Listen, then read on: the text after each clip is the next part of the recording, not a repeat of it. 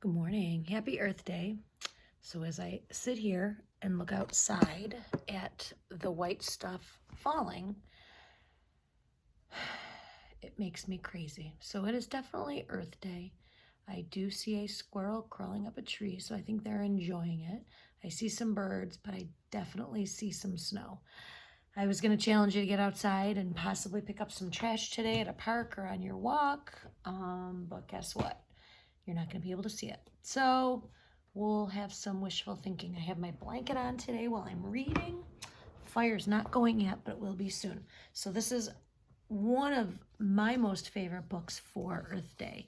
It's called The Great Kapok Tree. It's about thinking twice before you just destroy something in nature. Obviously, we do need to take down some trees to create paper and furniture and things like that, but not a perfectly healthy tree. So this is really, really pretty awesome story. And I will definitely find some Earth Day activities to go along and send them via email. Two men walked into the rainforest. Moments before, the forest had been alive with sounds of squawking birds and howling monkeys. Now all was quiet as the creatures watched the two men and wondered why they had come. The larger man stopped and pointed to a great kapok tree. And then he left. And here are the two men. There's one, there's two. And look at the size of this tree. And if you look up above, you will see some of Mother Nature's creatures hiding in there.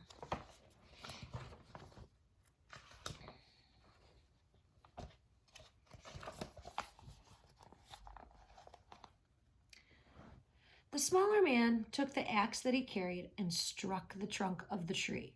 Whack, whack, whack. The sounds of the blows rang through the forest. The wood of the tree was very hard. Chop, chop, chop. The man wiped off the sweat that ran down his face and neck. Whack, chop, whack, chop. Soon the man grew tired. He sat down to rest at the foot of the great kapok tree. Before he knew it, the heat had the hum of the forest had lulled him to sleep. And this is the foot of a tree. It's just down at the bottom. So he's trying to cut this giant tree with an axe by hand, and he grows so tired he's got to sit down and take a rest.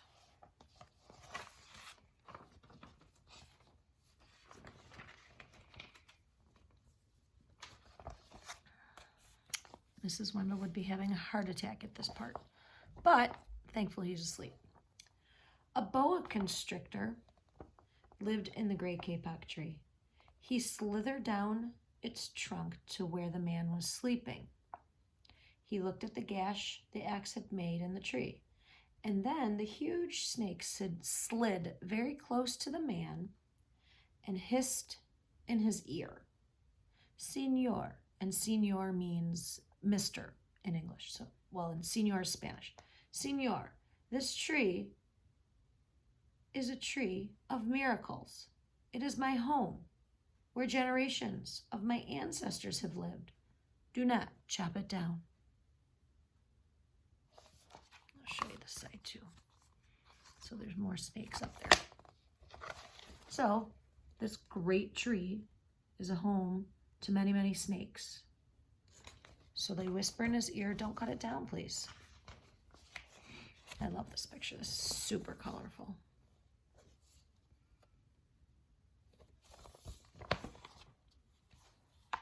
It's a big book. There we go. A bee buzzed in the sleeping man's ear. Senor, my hive is in this kapok tree, and I fly from tree to tree and flower to flower, collecting pollen. In this way, I pollinate the trees and flowers throughout the rainforest. You see, all living things depend on one another.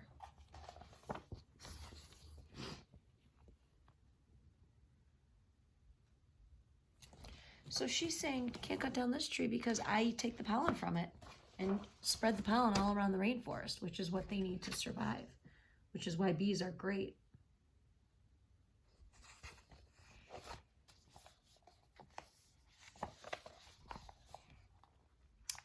A troop of monkeys scampered down from the canopy of the kapok tree. They chattered to the sleeping man. Senor, We have seen the ways of man. You chop down one tree, and then you come back for another and another. The roots of these great trees will wither and die, and there will be nothing left to hold the earth in place. When the heavy rains come, the soil will be washed away, and the forest will become a desert. So the monkeys are begging him, don't cut down this tree.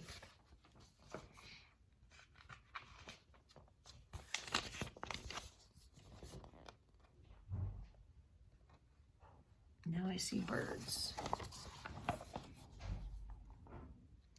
A toucan, a macaw, and a cock of the rock flew down from the canopy. Senor, squawked Toucan, you must not cut down this tree. We have flown over the rainforest and seen what happens once you begin to chop down the trees. Many people settle on the land. They set fires to clear the underbrush, and soon the forest disappears.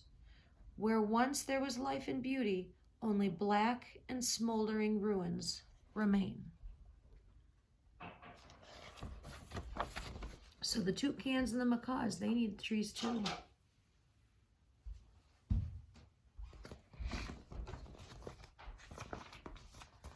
Oh, I love these guys. Little froggies.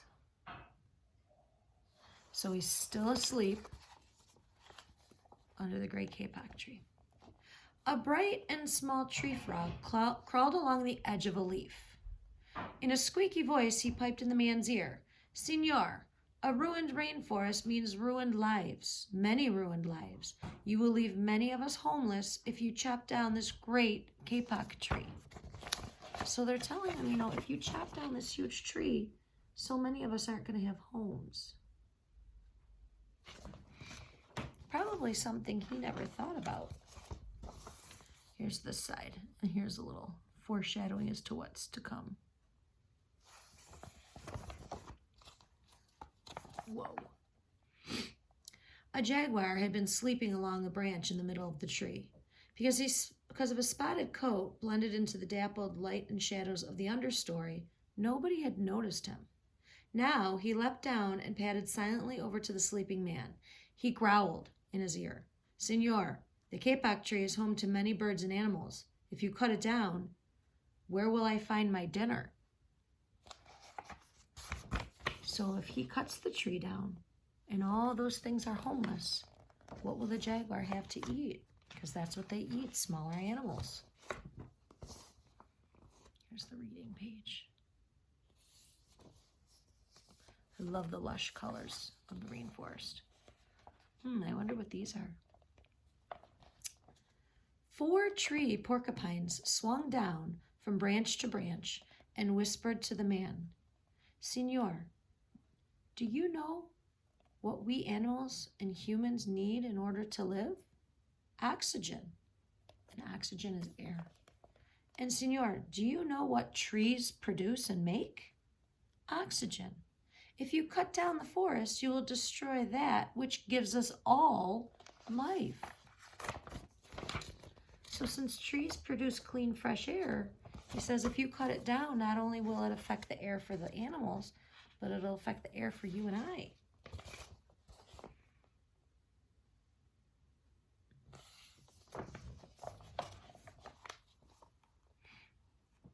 Several anteaters climbed down the kapok tree with their young clinging to their backs. The unstriped anteater said to the sleeping man, Senor, you are chopping down this tree with no thought for the future, and surely you know that what happens tomorrow depends on what you do today. The big man tells you to chop down a beautiful tree. He does not think of his own children, who tomorrow must live in a world without trees. So they're telling him, if you cut down this tree, your children won't have enough trees. I love these beautiful flowers.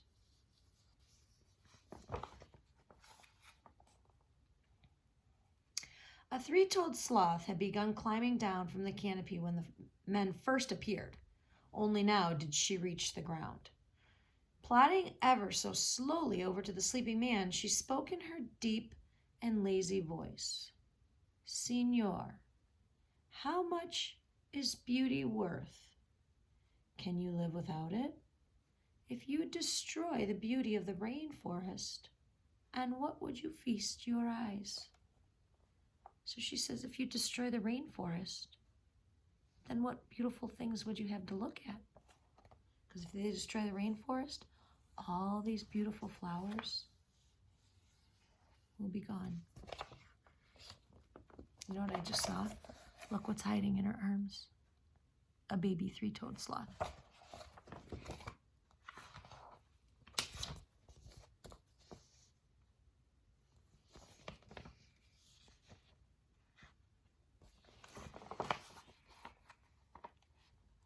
A child from the Yanomamo tribe who lived in the rainforest knelt over the sleeping man. He murmured in his ear, "Señor, when you awake, please look upon us with new eyes." So he's trying to tell him that when you wake up and you see this rainforest, you won't say, I'm going to cut it down. This tree doesn't matter. Instead, maybe he'll think, this is someone's home. So there's even a human in that rainforest. He's starting to wake up. Look at all these beautiful things around him. I think he's going to be a little surprised. The man awoke with a start. Before him stood the rainforest child, and all around him, staring, were the creatures who depended upon the great kapok tree. What wondrous and rare animals they were. So look at all these beautiful things right in the kapok tree.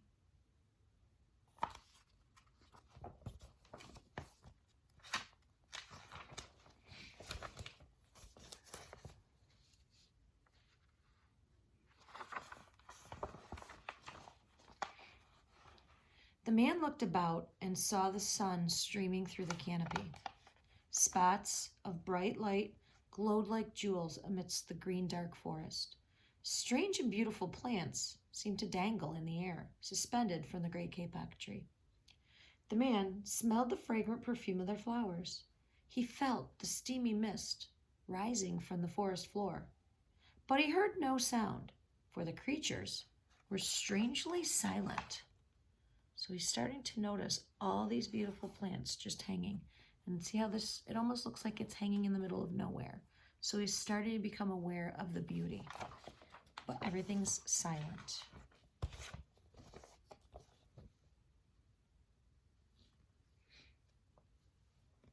And there's a couple of the creatures hiding in here, watching.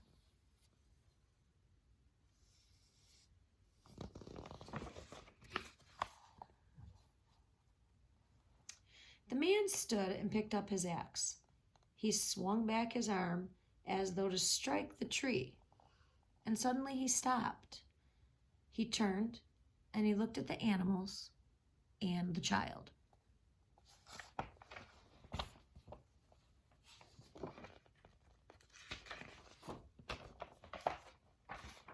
I love the end of this.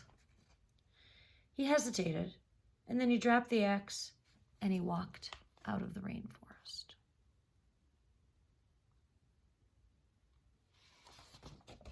Pretty awesome. And this kind of shows you the earth of where everything is. We were talking about Spain yesterday. That's over here.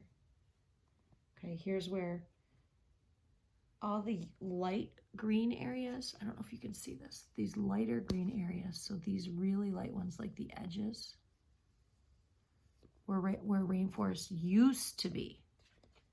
And then the dark green is where they still are. So they used to be bigger, but because people are chopping down trees and wasting, the rainforests are getting smaller and smaller and smaller.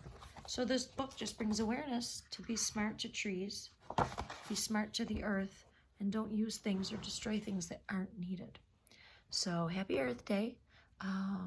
Still snowing, and I'll talk to you tomorrow. I'll send some Earth Day activities. All right, see ya.